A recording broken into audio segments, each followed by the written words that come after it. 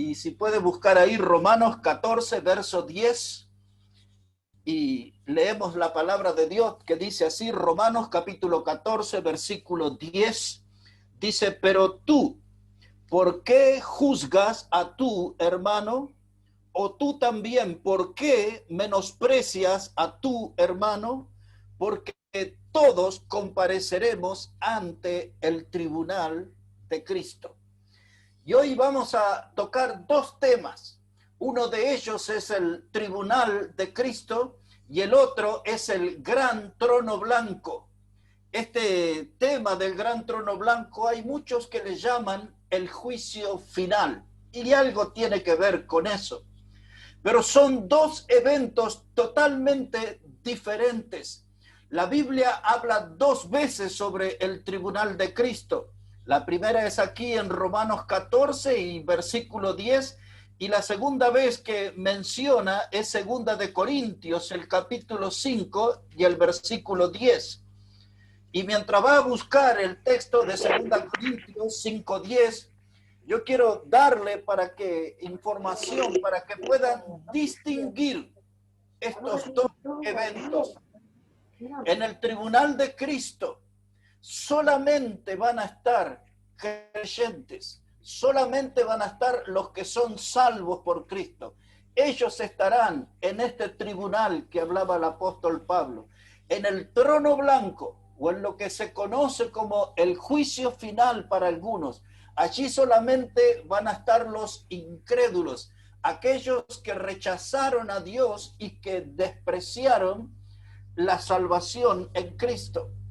El tribunal de Cristo sucederá si Cristo viniera esta noche a buscarnos. Ahí comenzamos a desfilar uno tras otro de los creyentes en el tribunal de Cristo.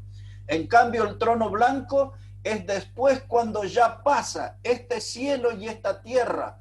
Después de eso, al final de todo, la historia humana, recién ahí va a venir el trono blanco. Pero lo más importante para mí en esta noche, porque varios de ustedes van a oír por primera vez este tema, es que usted pueda distinguir que el tribunal de Cristo es un lugar solo para creyentes y el trono blanco es un lugar solamente para incrédulos, personas que rechazaron a Dios y despreciaron la salvación en Cristo. Ahora, el tribunal de Cristo es un evento que se desarrollará en el cielo. Es decir, que si Cristo viene a buscarnos hoy, entonces todos empezamos a pasar frente al tribunal. Y busquemos ahora más información para ver de qué se trata esto. Aquí en segunda de Corintios, el capítulo 5 y el versículo 10 ahora. Dice la palabra de Dios, porque es necesario que todos nosotros comparezcamos ante el tribunal de Cristo para que cada uno reciba según lo que haya hecho mientras estaba en el cuerpo, sea bueno o sea malo. Ahora, lo primero que nos damos cuenta aquí, dice que todos vamos a comparecer. Esa palabra comparecer contiene la idea de estar desnudos o al descubierto. Quiere decir que en ese evento que se llama el Tribunal de Cristo, todos vamos a estar mirando a otros cristianos pasar frente al Señor y vamos a ver íntegramente toda su vida, toda su obra. Y todos debemos pasar por ahí. Dice que todos vamos a comparecer. No va a haber ninguna posibilidad de esconderse ni de nada de eso. Ahora, el tribunal de Cristo, mis hermanos, este lugar, hay mucha gente que se preocupa y que a veces hasta se asusta porque aparece la palabra tribunal.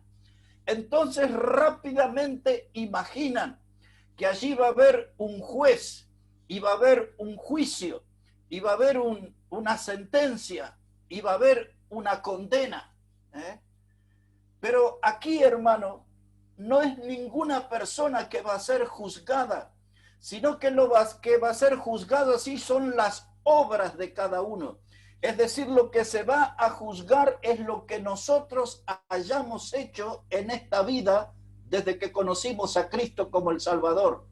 Por eso el texto lo explica claramente, que todos vamos a comparecer, dice, de acuerdo a lo que hayamos hecho mientras estábamos en el cuerpo. Entonces, mis hermanos, hay algunos que se preocupan y dicen, allí se va a determinar si yo entro al cielo o no entro al cielo. Nada de eso, elimine esa idea, porque cuando eso suceda, ya estamos en el cielo. No es eso lo que se juzga. Cuando eso suceda, ya estamos en el cielo. Y de todos los que estamos allí, nadie va a salir de ese lugar. Todos permaneceremos en el cielo junto al Señor por toda la eternidad. Entonces necesitamos que queden claro esto, que todos vamos a comparecer, todos estaremos frente al Señor, uno tras otro, al descubierto, al desnudo. Nada podemos ocultar en nuestra vida. Todas nuestras obras, absolutamente todo lo que hemos hecho y dicho, será conocido en el tribunal de Cristo. Y la otra cosa que nos dice aquí el pasaje, todo lo que se va a juzgar es lo bueno y lo malo. Lo que es bueno recibirá recompensas del Señor. Cuando la Biblia habla de recompensas para el cristiano, menciona, por ejemplo, coronas, galardones, son algunas que la Biblia menciona como recompensas para el cristiano.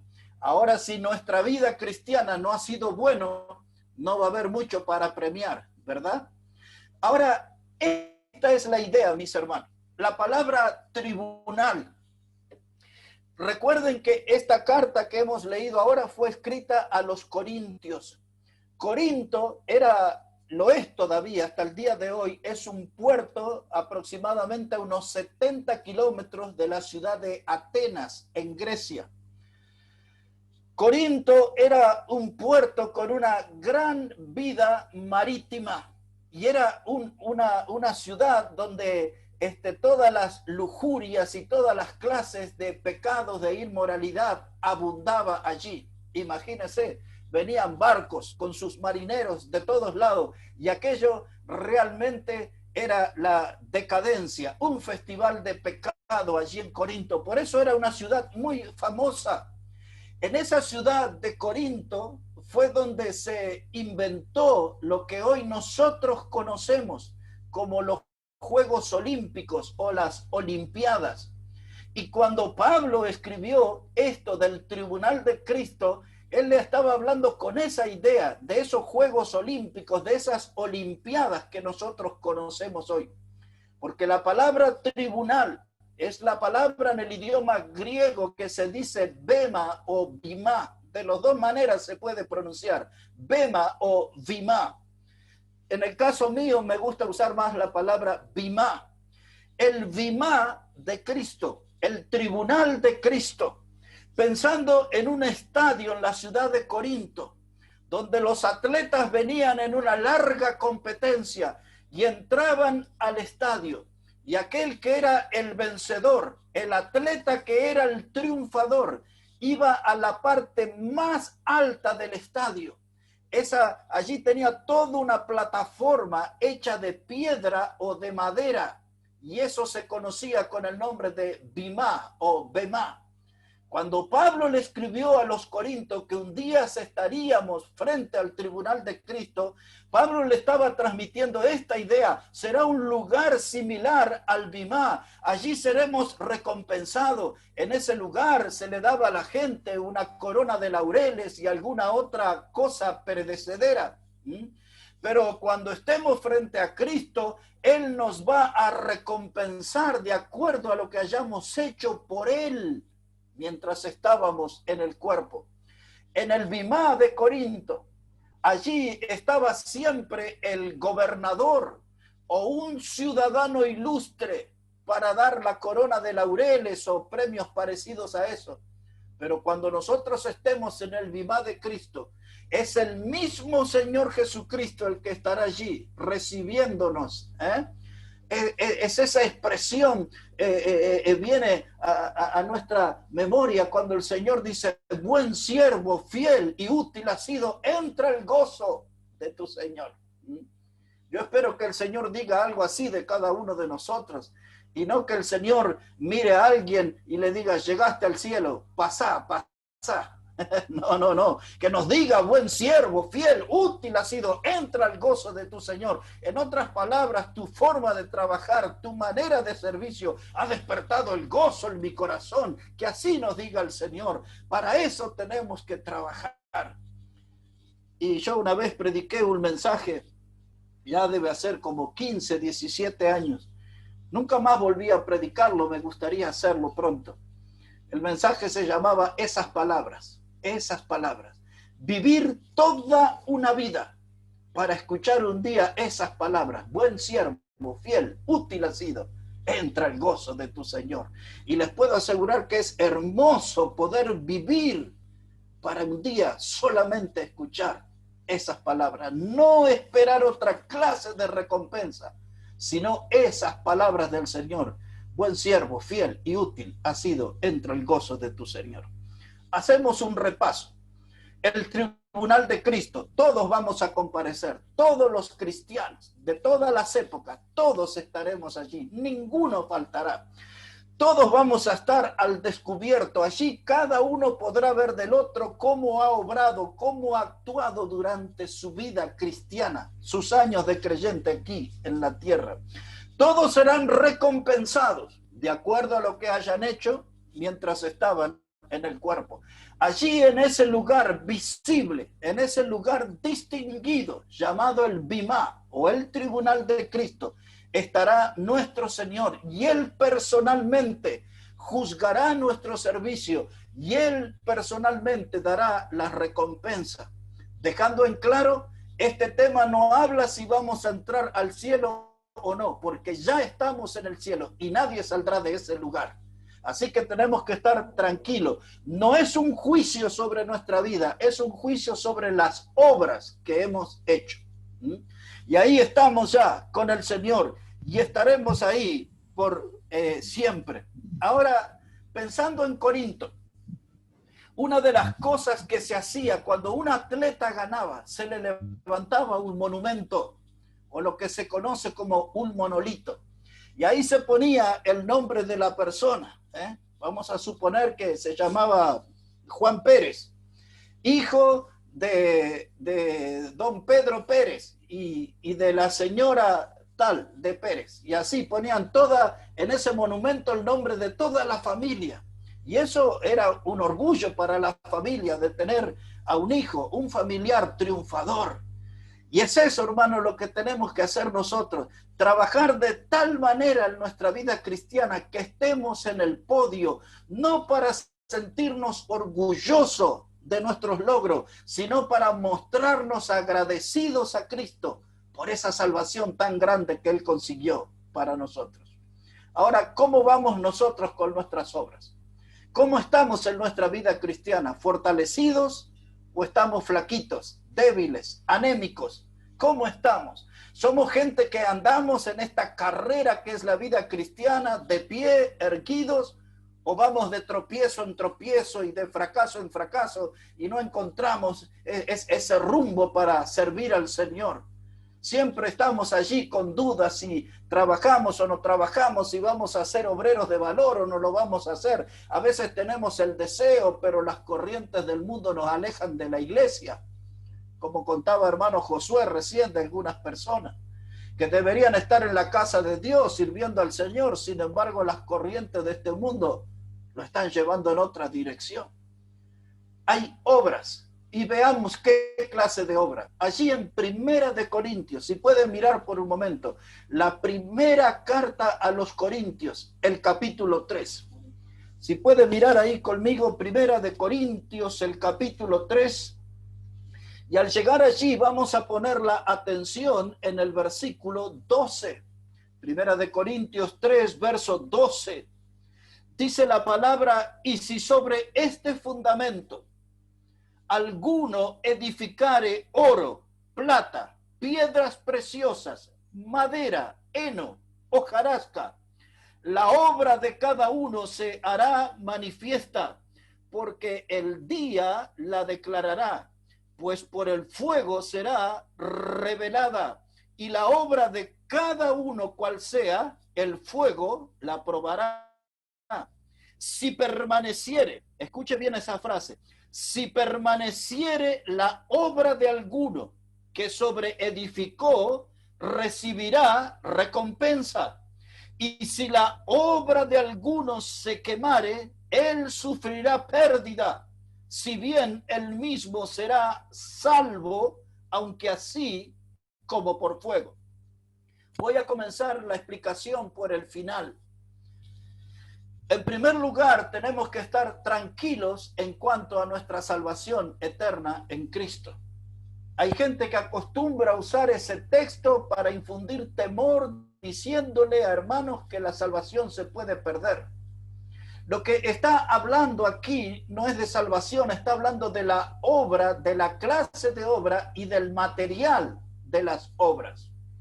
Y dice que todas estas obras serán probadas por el fuego. Por ejemplo, si nuestras obras son de oro, plata o piedras preciosas, cuando esas cosas pasan por el fuego, su valor se realza, se purifica, su valor es mayor. Sin embargo, si tenemos obras de heno, que sería pasto, ¿verdad? O una obra de pasto, de madera, de hojarasca, de esas que en el otoño se caen de los árboles y se resecan. Si pasamos heno, madera y hojarasca en el fuego, no quedará nada, solo un montón de cenizas. Y entonces dice aquí la palabra de Dios, hermano, en el versículo que hemos leído, versículo 15, si la obra de alguno se quemare. No dice la vida, no dice la persona, dice la obra, es decir, la clase de trabajo que hizo. Si se quemare, sufrirá pérdida. ¿Qué es lo que va a perder? Va a perder bendición, no salvación. Quiero subrayar eso para tranquilidad de todos. Lo que usted va a perder va a ser bendición, no salvación. Porque la salvación es eterna y ya hemos dedicado un mensaje en cuanto a eso. La pregunta, mis hermanos, es, ¿qué clase de obras estamos haciendo? ¿Qué clase de obras están produciendo el trabajo que estamos haciendo? En este tiempo de pandemia, de coronavirus, que no estamos yendo a los lugares de reuniones, ¿qué es lo que estamos haciendo? ¿O nos hemos olvidado que somos cristianos? ¿Nos hemos distraído en las cosas de este mundo? ¿Nos hemos descuidado en nuestra vida espiritual? ¿No estamos avanzando? ¿Estamos estancados? ¿Qué clase de obras estamos haciendo en este tiempo? ¿Son obras de heno, madera y hojarasca? Es decir, de poco valor, que son obras candidatas a las cenizas en el futuro. ¿O estamos haciendo para el Señor Jesucristo obras de oro, de plata, de piedras preciosas, que cuando el fuego las toque, su valor se va a realzar? A esa clase de obras tenemos que apuntar. A esa clase de obras tenemos que lograr las mejores obras para darle la gloria, la honra a nuestro Salvador Jesucristo. Entonces, mis hermanos, muchas veces usted va a encontrar en la Biblia que la vida cristiana, es decir, lo que vivimos cada día, está relacionada con una carrera, con una maratón, con una carrera. Entonces, vamos a ver qué es lo que Dios nos quiere enseñar a través de eso. Pero ahora póngase esa idea de la vida cristiana comparada con una carrera. Para eso necesitamos leer aquí en Primera de Corintios, capítulo 9, por favor. Primera de Corintios, el capítulo 9. Y mire cómo dice la palabra de Dios, verso 24. Primera de Corintios 9, verso 24. Dice, ¿no sabéis que los que corren en el estadio, todos a la verdad corren, pero uno solo se lleva el premio? Corred de tal manera que lo obtengáis. Todo el que lucha se abstiene. Ellos a la verdad para recibir una corona corruptible, pero nosotros una incorruptible. Así que yo de esta manera corro, no como a la aventura, y de esta manera peleo, no como quien golpea el aire, sino que golpeo mi cuerpo y lo pongo en servidumbre, no sea que habiendo sido heraldo para otros, yo mismo venga a ser eliminado. Y empezamos por el final otra vez. Aquí hay una palabra preocupante, la palabra eliminado. El idioma griego utiliza la palabra adóquimos.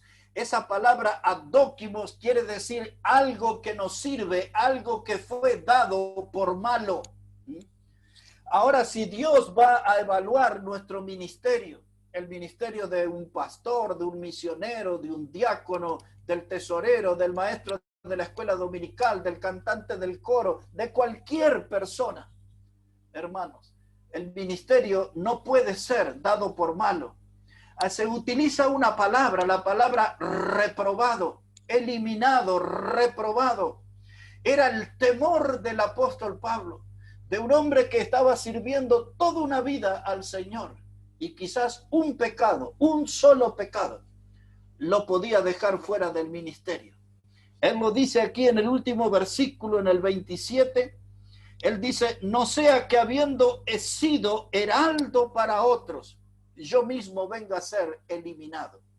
Un heraldo en la historia generalmente era un hombre que aparecía en una zona, muchas veces acompañado de un tambor muy grande, como esos que se acostumbran a usar allí en los valles de Santa Cruz.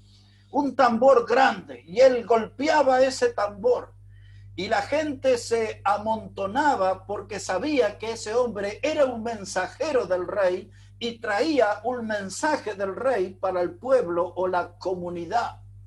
Cuando Pablo usa la palabra heraldo, él está queriéndonos decir que él era un mensajero de Jesucristo. Él era un portador del mensaje de Jesucristo. Lo que él daba era la palabra de Jesucristo. Y el temor que lo invadía era que un día, por causa de algún pecado, él no pudiera hablar más la palabra de Jesucristo. Dice Pablo, no sea cosa que habiendo sido heraldo para otros, ahora venga a ser eliminado. Muchos son los que en la historia han quedado eliminados, que ya no pueden subir a los púlpitos, que ya no pueden predicar el evangelio porque sus pecados le ha quitado la autoridad espiritual y moral de hablar de la palabra de Dios. Así que en esta carrera que es la vida cristiana, tenemos que cuidarnos mucho porque no podemos quedar eliminados. Y ahora les llevo al verso 24, que es el primero que leímos, 9:24. Dice otra vez, ¿no sabéis que los que corren en el estadio, todos a la verdad corren, pero uno solo se lleva el premio? Corred de tal manera que lo obtengáis. Ahí está la figura de la vida cristiana como una carrera. Y dice que en el estadio, cuando todos corren, corren para ganar. Nadie corre para perder. Todos quieren llegar a la meta y todos quieren subirse al podio de los vencedores. Y aquel día, el día que la Biblia le llama el tribunal de Cristo, aquel día donde el Señor Jesucristo estará allí para recompensar las obras, mis hermanos, tenemos que subir al podio. No podemos llegar aquel día frente a nuestro Salvador con las manos vacías. No podemos llegar aquel día frente a nuestro Salvador con el corazón frío y apagado. No podemos llegar aquel día frente a nuestro Salvador con la mirada puesta en el piso, avergonzados, porque el tiempo pasó, la vida se nos fue y hemos hecho muy poco o nada por Él. Hemos hecho muy poco o nada por su causa. Muy poco o nada por el progreso del evangelio.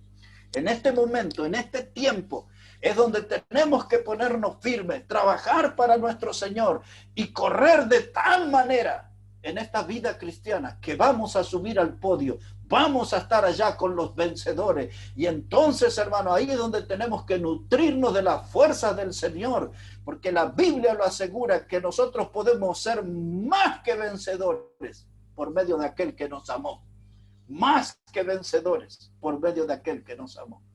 Así que tenemos que animarnos, Tenemos que empezar a dejar de lado las excusas. Algunos dicen, no puedo servir al Señor, tengo mucho estudio. Otros dicen, no puedo servir al Señor, estoy ahí pegado a la máquina de coser.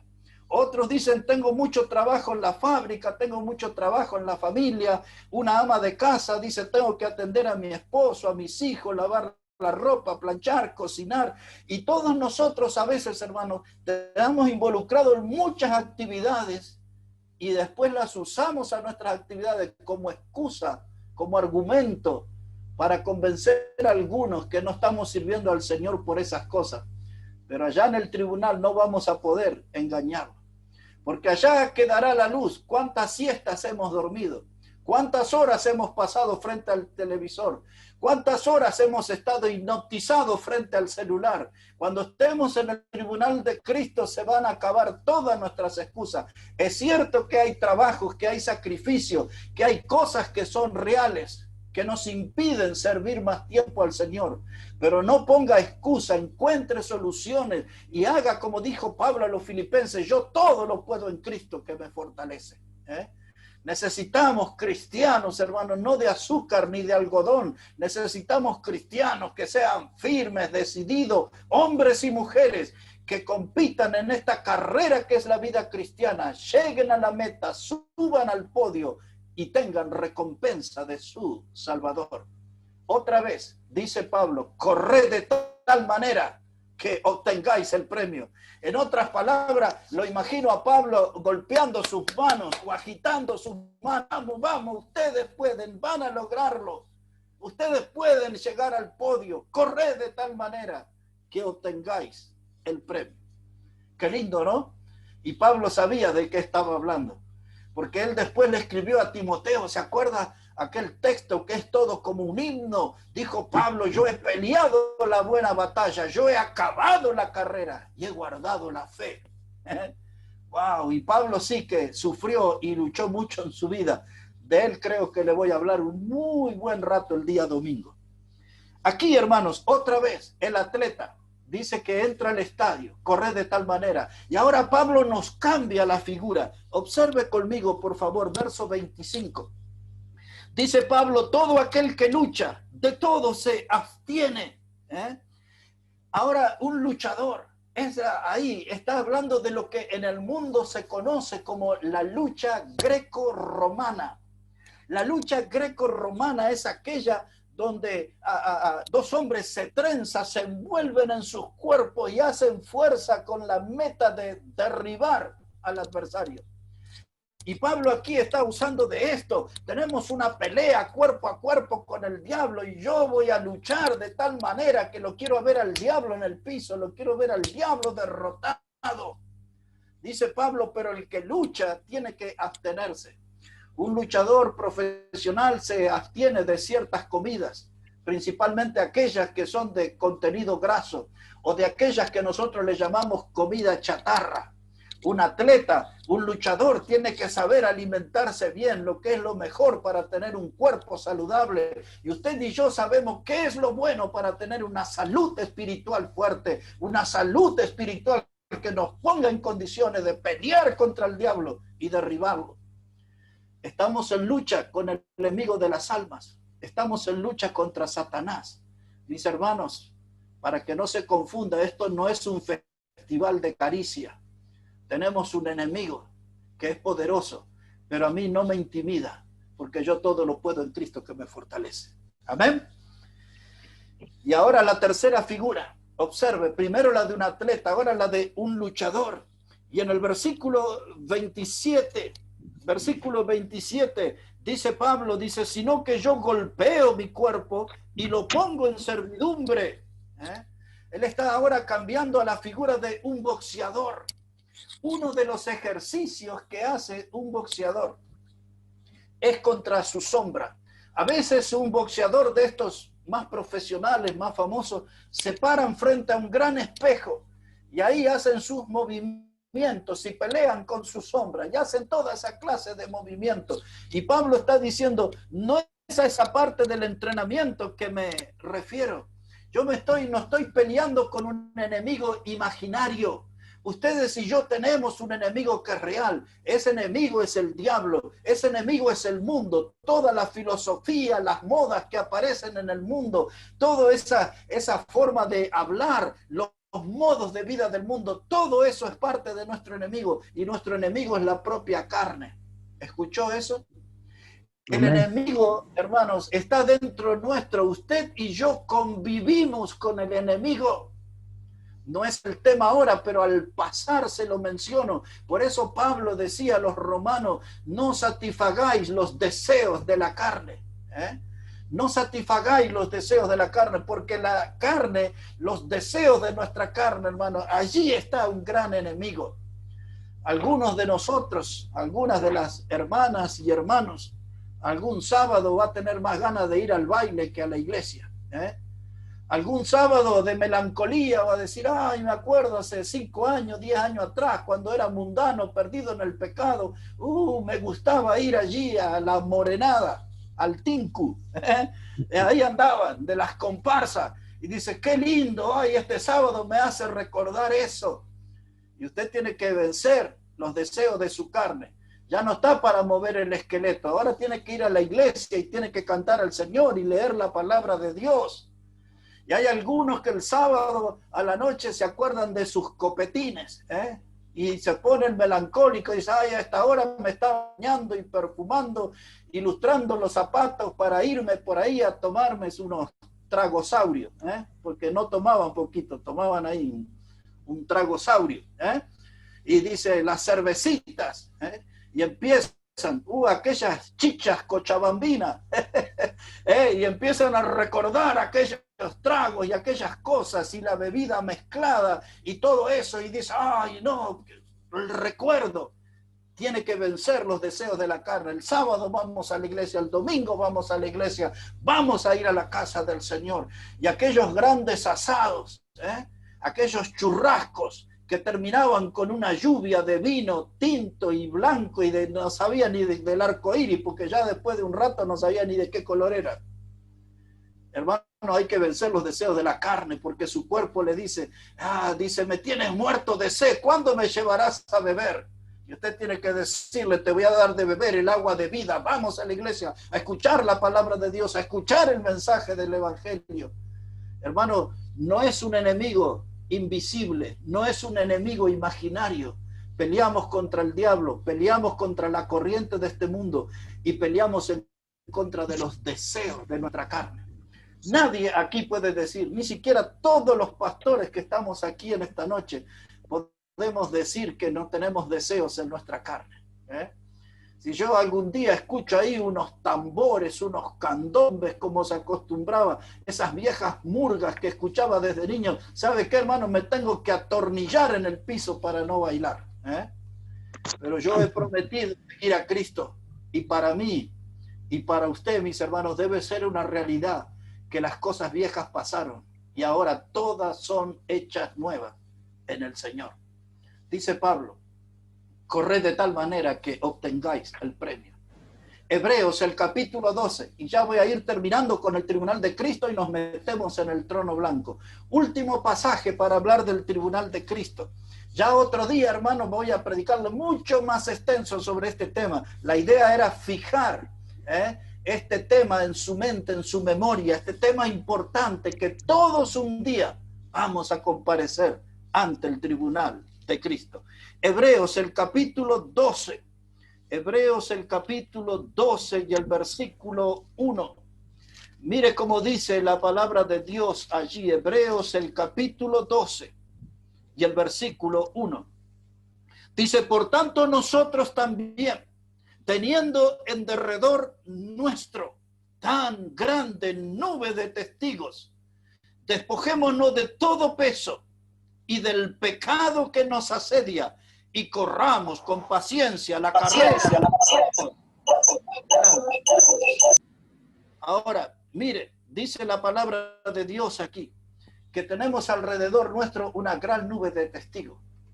¿Sabe lo que quiere decir eso, mis hermanos?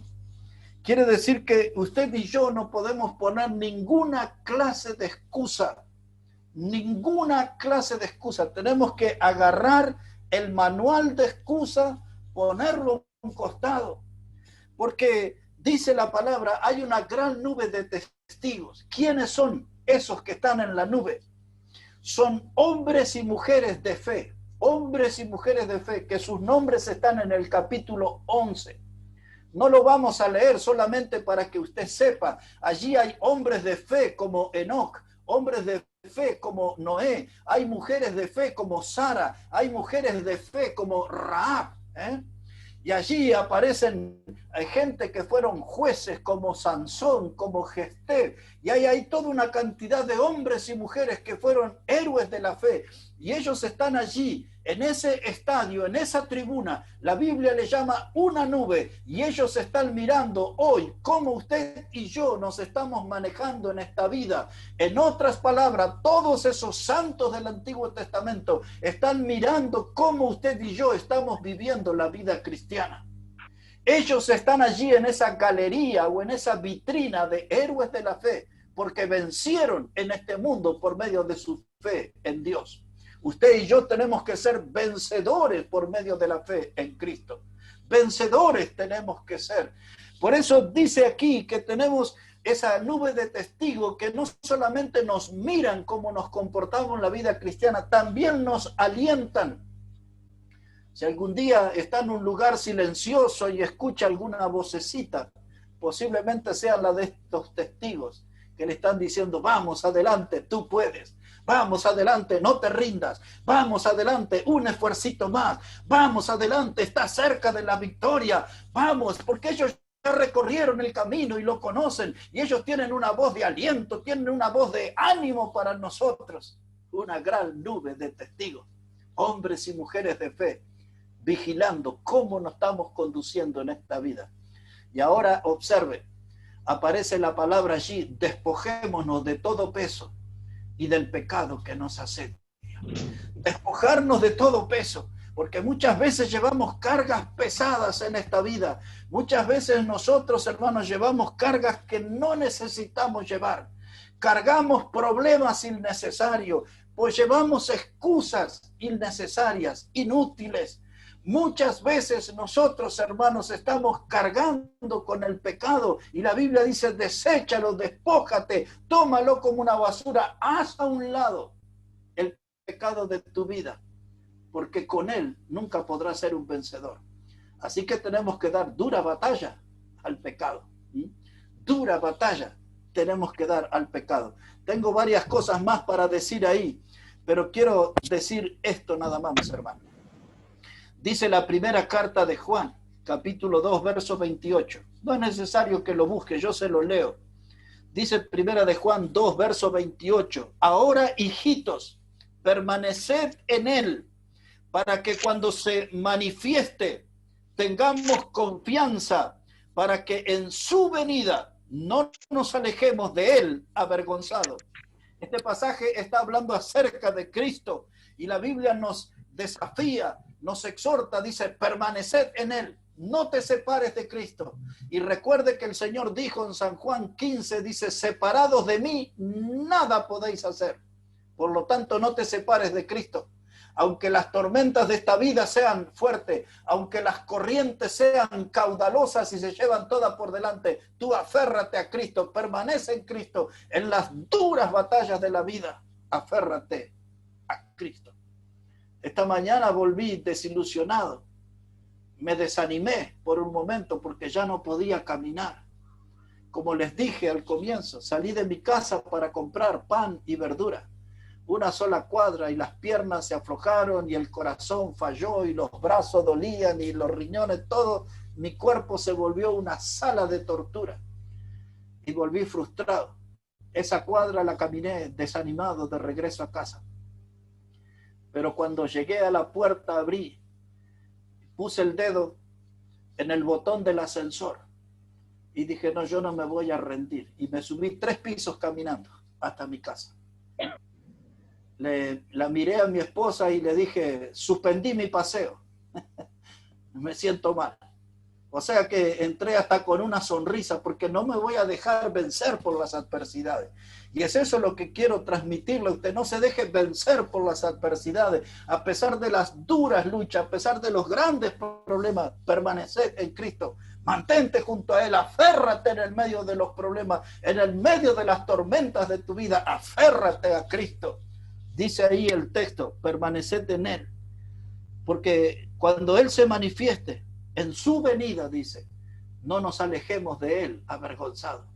Imagínese usted, todos en esa larga fila de millones y millones de cristianos que hemos sido salvos en estos últimos 2000 años de historia, desde la cruz hasta nuestros días. Y ahí estamos, hombres y mujeres, pasando frente al Señor. Y usted empieza a notar que ya se acerca su turno. Y todos vamos a comparecer, recuerda la palabra comparecer, al descubierto, al desnudo. El Señor mirará obra por obra de nuestra vida.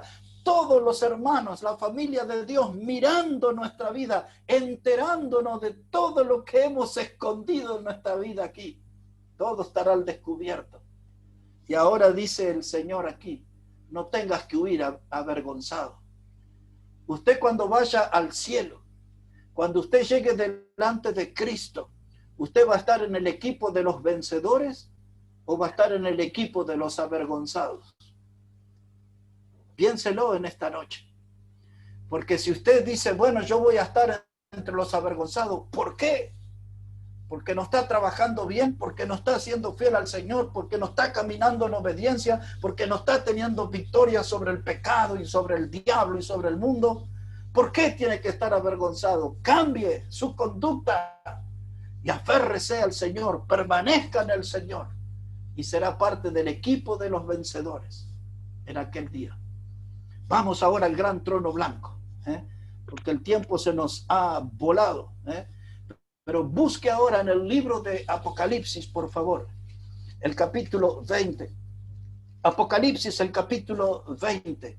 ¿Sabe qué, hermano? Tenemos más de 45 personas aquí. Cuando empezamos, hay muchos que no escucharon la introducción. Solamente les quiero decir esto, para que no se pierdan en lo que estamos hablando. Estamos hablando esta noche del tribunal de Cristo.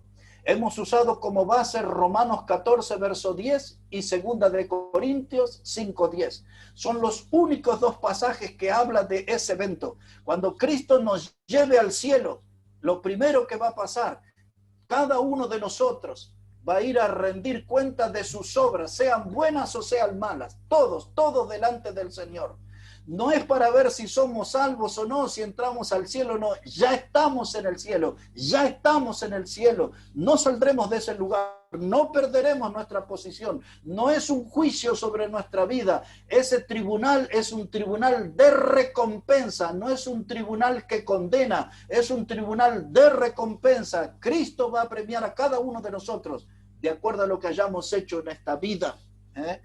Y ahora en ese tribunal de Cristo, solo cristianos, solo gente que ha sido salva estará. Pero aquí en el trono blanco, que vamos a entrar ahora en este tema, este está al final de la historia humana. Al final de la historia humana sucederá. Y aquí solamente estarán incrédulos, impíos, gente que rechazó a Dios, gente que despreció la salvación en Cristo. Ellos solos estarán allí. Si usted quiere usar la palabra perdidos, porque todos los que estarán en este trono están perdidos eternamente. Enterémonos de qué habla la Biblia. Aquí Apocalipsis 20, versículo 11. Apocalipsis 20, versículo 11. Dice, y vi un gran trono blanco, y al que estaba sentado en él, de delante del cual huyeron la tierra y el cielo, y ningún lugar se encontró para ellos. ¿Se acuerdan hace 2 viernes cuando hablamos del fin del mundo y de todas las cosas? Usamos este pasaje y enseñamos la primera parte, que un día, hermanos, Dios va a hacer desaparecer la tierra y el cielo. Y si usted lee el capítulo que sigue, 21:1, dice que aún también el cielo y la tierra pasaron y el mar ya no existía más. Eso dice en 21:1. El mar no existía más. Pero eso ya hablamos hace 2 viernes atrás. Ahora nos vamos a ocupar de la otra parte. Dice Juan, yo vi un trono blanco. Y esto es importante porque en ese trono blanco quien está sentado es el juez y el juez es el Señor Jesucristo. Tenemos un pasaje en el Evangelio que dice que Dios le entregó todos los juicios a su Hijo, salvo, muy curioso, salvo que en Hebreos capítulo 13 dice la Biblia que a los fornicarios y a los adúlteros los juzgará Dios. Parece que solamente de ellos se va a encargar Dios, pero todos los otros juicios le ha confiado al Hijo. Ahora, el trono es blanco y nos preguntamos por qué. ¿Por qué ese color y no otro? Porque el blanco representa la pureza de la persona que va a emitir el juicio. En otras palabras, el blanco representa la pureza del Señor Jesucristo. También podemos asegurar al decir que ese color blanco refleja la santidad del juez que está ahí en el trono. Pureza y santidad, características de nuestro Señor Jesucristo. Y ahora mire lo que dice el versículo 12. Versículo 12 dice, y vi a los muertos, grandes y pequeños, de pie ante Dios, y los libros fueron abiertos, y otro libro fue abierto, el cual es el libro de la vida, y fueron juzgados los muertos por las cosas que estaban escritas en los libros según sus obras. Y el mar entregó los muertos que estaban en él, y la muerte y el Hades entregaron los muertos que había en ellos, y fueron juzgados cada uno según sus obras. Y la muerte y el Hades fueron lanzados al lago de fuego, y esto es la muerte segunda. Y el que no se halló inscrito en el libro de la vida fue lanzado al lago de fuego. Bueno, vamos a explicar todo esto ahora, Así que deme su atención, por favor. En primer lugar, el versículo 12, Juan asegura, dice, yo vi a los muertos grandes y pequeños de pie. Los muertos, mis hermanos. Se trata aquí de todos los que han muerto a través de la historia de la humanidad. Y subrayo esto, aquellos que vivieron dándole la espalda a Dios, quedando en su condición de impío, de incrédulos. Ellos son los muertos que habla aquí. Estos muertos son aquellas personas que nosotros les llamamos los descarriados. Son descarriados porque ellos eligieron sus propios caminos. Ellos son de aquellas personas que Jesús dijo, amaron más las tinieblas que la luz porque sus obras eran malas. Esta gente que está aquí no son bebés de pecho, no son gente que son joyitas, son gente perversa, son gente que el pecado les salió por los poros durante su vida y ahora están en ese lugar. Dice, los muertos estaban de pie. Un detalle sobre esto. ¿A dónde vio usted un muerto de pie? Así que esta es la clara evidencia de que aquellos que murieron sin Cristo van a resucitar y estarán de pie frente al trono. Ellos resucitarán y estarán de pie delante del trono. Ahora ampliamos la explicación. Esta gente que está entonces son los que despreciaron la salvación eterna en Cristo. Son aquellos que tomaron el folleto que les dimos y lo rompieron y lo tiraron delante de la cara nuestra. Son aquellos que nos prometieron tantas veces venir a la iglesia a escuchar el evangelio y nunca escucharon el evangelio, nunca vinieron a la iglesia. Son aquellos que nunca quisieron valorizar la obra de Cristo o reconocer que Jesucristo había muerto en la cruz por ellos. En otras palabras, esta gente son los que rechazaron, son los que despreciaron la salvación eterna que Cristo hoy ofrece. Como dijimos, aquí están incrédulos e impíos. Y quiero que note un detalle más. Esos que estaban de pie, dice Juan, eran muertos, grandes y pequeños. Grandes y pequeños. Es decir que esto que le voy a decir no le puedo asegurar 100%, pero seguramente que son desde los adolescentes. Esto no está, la palabra pequeño no incluiría niños. Si usted quiere, no tengo una cita exacta, por favor, no me malinterprete, pero imagina que será gente que tiene nivel de comprensión de la salvación, gente de como de 12 años hacia arriba. No le puedo dar precisión, pero imagine algo así, adolescentes, jóvenes, adultos, adultos mayores, aquí muertos, grandes y pequeños, dice Juan. Pero también cuando ponemos la lupa tenemos que interpretar que estos grandes y pequeños se refieren a gente que en esta vida fue rica y a gente que en esta vida fue pobre. Grandes y pequeños abarca a estas clases sociales, a los ricos y a los pobres. Grandes y pequeños abarca a aquellos que son militares y a los que son civiles. Grandes y pequeños, mis hermanos, se refiere a profesionales y aprendices. Grandes y pequeños se refiere a los famosos en esta vida y a los ilustres desconocidos. Grandes y pequeños se refiere a los religiosos, a los filósofos, a los ateos, a los agnósticos, y usted puede agregar una lista larga de personas más. Juan dijo solamente grandes y pequeños. Gente que no conoció a Cristo, una fila larga, un desfile de reos. Y voy a usar esta palabra reo. En nuestra lengua tiene varias acepciones, pero en el punto de vista jurídico, legal, la palabra reo es un término que se utiliza para personas que han sido acusadas, que fueron procesadas por haber incurrido en un delito.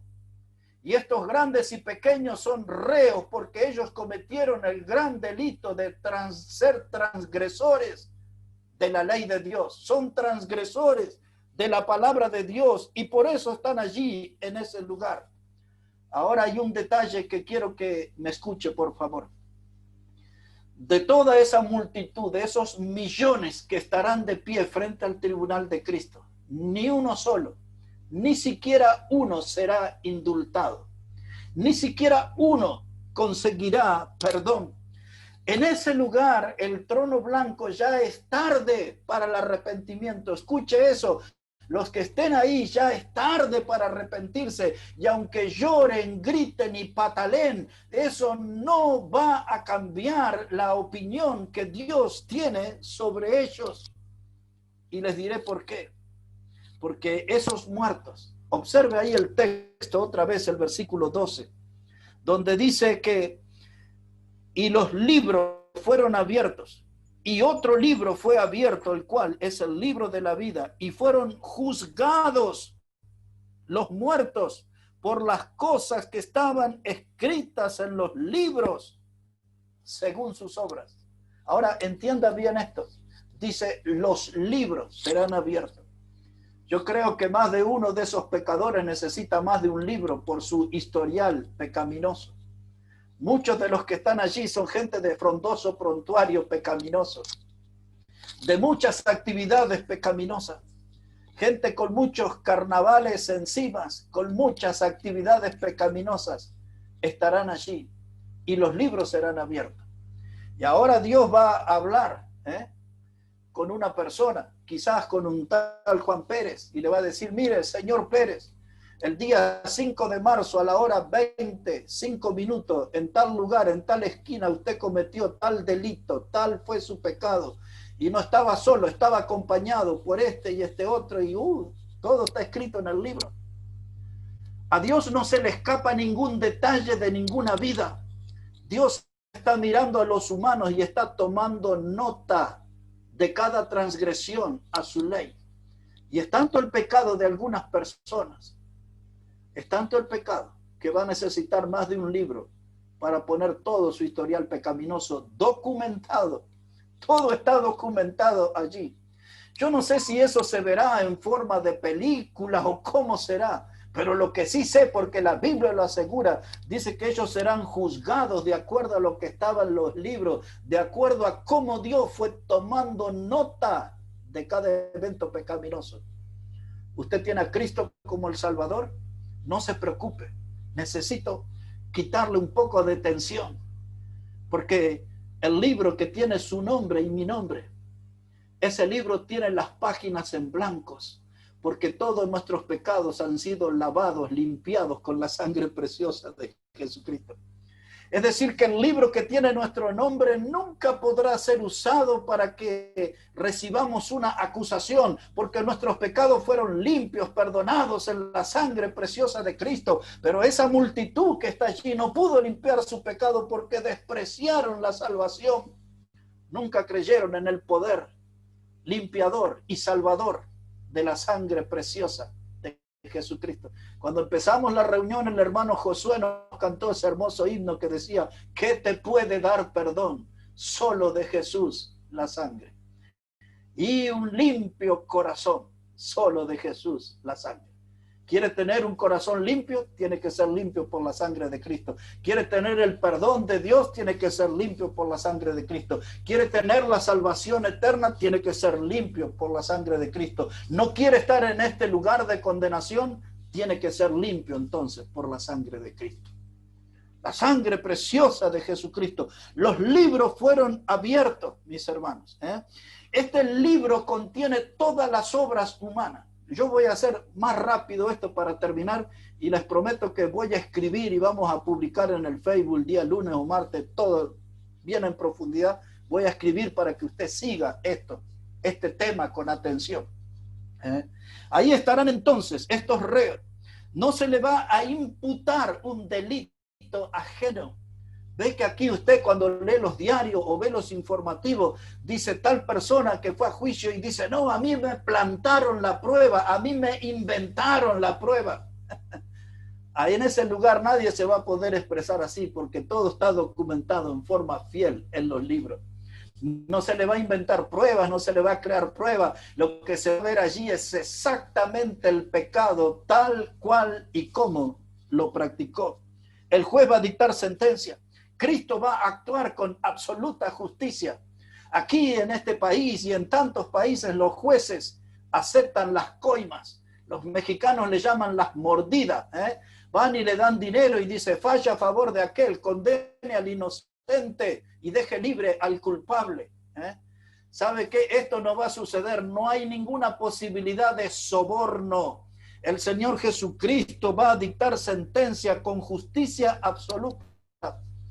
Y yo, si hay alguien que aún no conoce a Cristo entre nosotros, déjeme decirle que la memoria de Dios está fresca, está lúcida.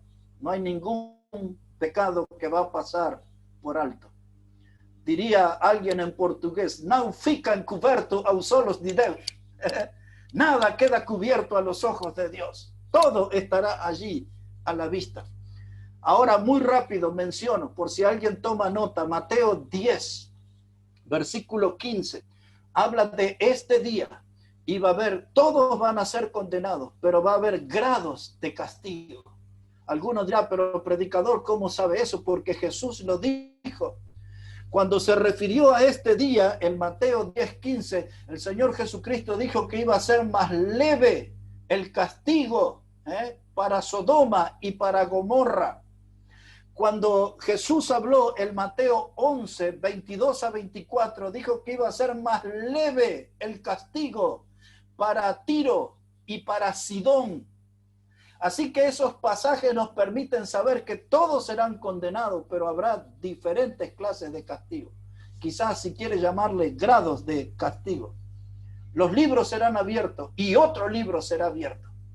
Ese otro libro que habla ahí el versículo 12 es el libro de la vida. Por eso dice allí, asegúrese que su nombre esté escrito en el libro de la vida.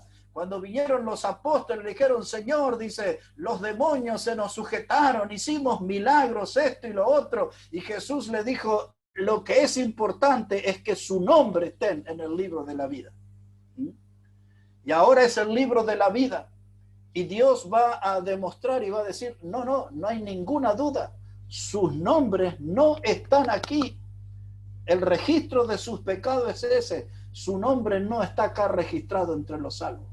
No hay ninguna forma. El que llegue ahí será condenado al lago que arde con fuego y con azufre. Mis hermanos, esta gente que está allí quebrantaron los mandamientos de Dios. Trataré de ser más claro en esto.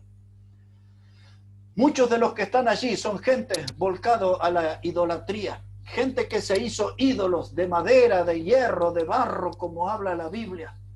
Dios dijo claramente en el primer mandamiento que no te harás dioses ajenos, no te harás imagen ni en la tierra ni debajo de la tierra.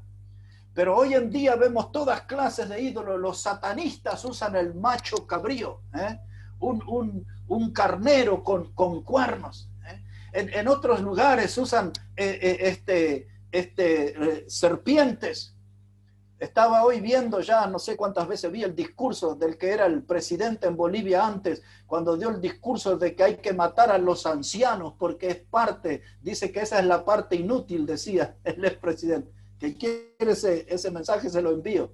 Y entonces detrás de él había allí un palo y una serpiente envuelta, y él junto con sus ministros, que era su embajador, hoy candidato a la vicepresidencia, dijeron los dos en el discurso que leyeron: vamos por el nuevo orden mundial. El nuevo orden mundial es el que refleja la serpiente que está ahí, la serpiente que tenían a sus espaldas.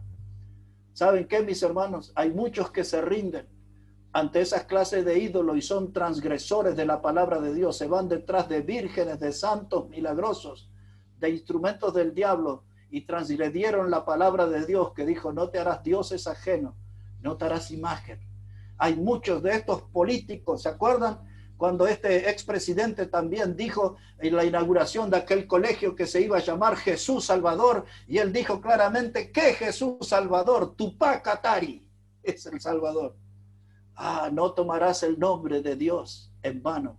Y así yo puedo pasarle citando de muchos líderes políticos de cómo tomaron el nombre de Dios en vano.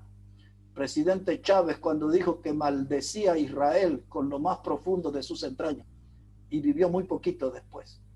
Mucha gente juega con el nombre de Dios, principalmente los líderes políticos toman el nombre de Dios en vano. La gente se burla de Dios. Y Dios, hermano, los tendrá cara a cara allí en el gran trono blanco. Allí estarán. Hubo un hombre que fue el padre de la psicología, del psicoanálisis. Era un judío renegado. Se llamó Sigmund Freud. Y este hombre, Sigmund Freud, cuando habló acerca del cristianismo, él dijo: el cristianismo es una ilusión que debe ser disipada. Quería decir eso, que había que hacerlo desaparecer. Y ellos hablaban y pregonaban ese tipo de cosas. Uno de los grandes filósofos ateos, bueno, terminó siendo agnóstico, que es más parecido, se llamaba Bertrand Russell, un filósofo inglés, y él hablaba sobre, decía la alucinante convicción que poseía divinidad Jesús. O decía, en otras palabras, estaba diciendo, él no era Dios. Dice, él tenía una alucinante convicción, o sea, estaba medio loco. Él creía que era Dios. Y decía este escritor, este filósofo, la alucinante convicción de que poseía divinidad. Y eso era compartido por muchos místicos y vagabundos y lunáticos de la era. En otras palabras, esa gente que se burla de Cristo y de Dios, que toma el nombre de Dios en vano, que le tratan de lunático y de vagabundo, y a nosotros, a sus seguidores, nos trata de la misma manera. Esto lo vamos a escribir en la semana y usted lo va a poder leer y mucho más, pero necesito aterrizar y terminar. Les recomiendo que en sus casas allí puedan leer Daniel, el capítulo 12 y el versículo 2, porque hay varios lugares en el Antiguo Testamento donde se habló acerca de este día. En Daniel, el capítulo 12, después usted lo puede leer con tranquilidad, dice en el versículo 2, y muchos de los que duermen en el polvo de la tierra serán despertados, uno para vida eterna y otros para vergüenza y confusión perpetua.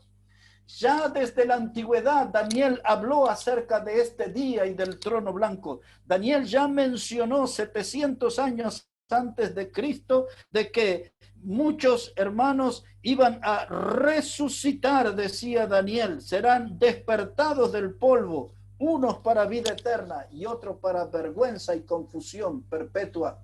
El Señor Jesucristo en el Evangelio de Juan, no es necesario que lo busque, solo le menciono en el capítulo 5 y en el versículo 28 y 29, Jesús habló de ese día y dijo estas palabras. Dijo Jesús, Juan 5:28, no os maravilléis de esto, porque vendrá la hora cuando todos los que están en los sepulcros oirán su voz, y los que hicieron lo bueno saldrán a resurrección de vida, mas los que hicieron lo malo a resurrección de condenación.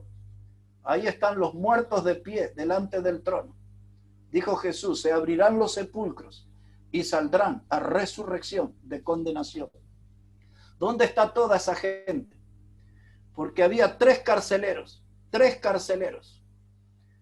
Cuando usted lee allí versículo 13, Apocalipsis 20:13, dice que un carcelero era el mar. Dice, y el mar entregó los muertos. Usted puede tomar el mar en sentido figurado o en sentido literal.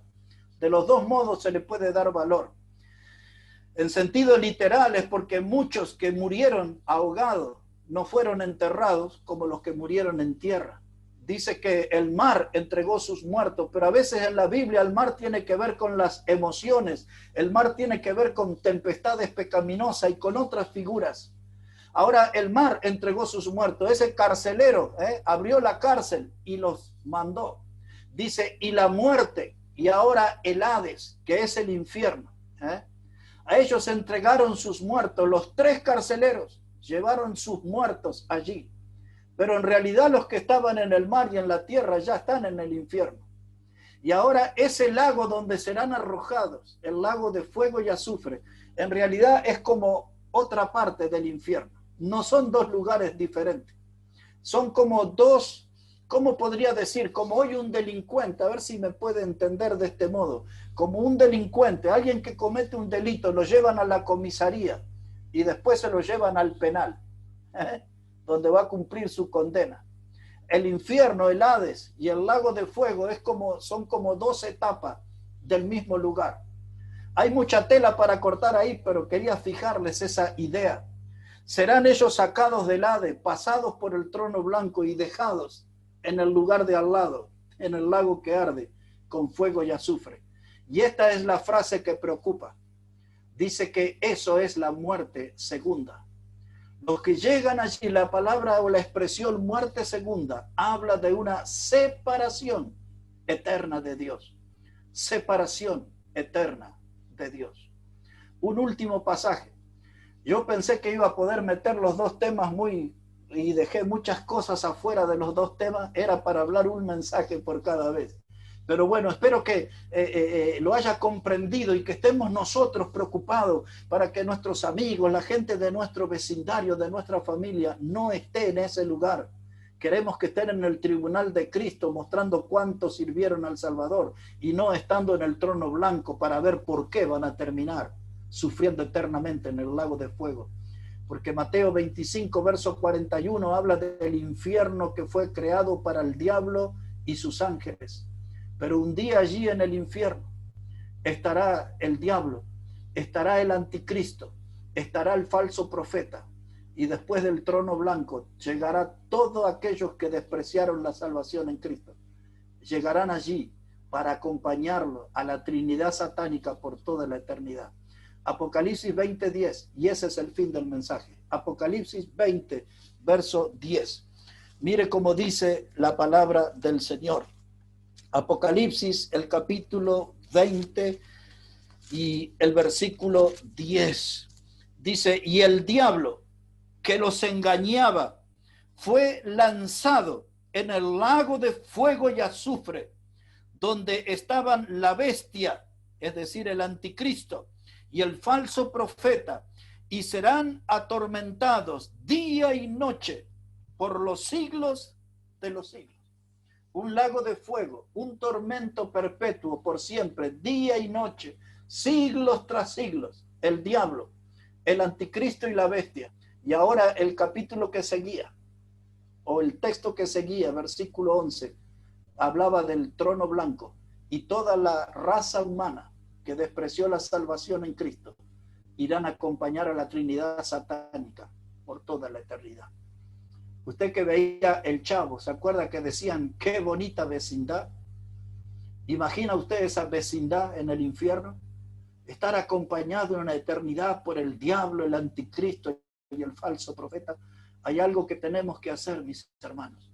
La gente que cruza a nuestro lado, nuestra familia, nuestros amigos, tenemos que orientar su mirada a la cruz y que allí en esa cruz puedan ver al Cristo que se sacrificó, al Cristo que murió y derramó su sangre para perdonar su pecado, para evitar que vayan a este lugar de tormento. Si hay alguien así que está aquí, hoy está usted a tiempo de proceder al arrepentimiento, de poner su fe en Cristo, de pedir a Jesús que Él venga a su vida y sea su Salvador, para que usted no llegue al gran trono blanco y termine la eternidad en el lago que arde con fuego y azufre. Hoy usted puede ser salvo. Pablo le dijo a los corintios, hoy es el día de salvación. Y hay otros hermanos que tenemos que salir a hablarle. Tenemos que mostrar ese amor de Dios que habita en nosotros, hablando de Cristo, hablándole a este mundo que hay un camino al cielo, es único, se llama Jesucristo, y en ningún otro hay salvación, porque no hay otro nombre bajo el cielo dado a los hombres en que podemos ser salvos, solamente en Cristo. Bueno, que Dios bendiga su palabra en esta noche. Hermano Omar. Amén. Amén. Gracias, Pastor Catani.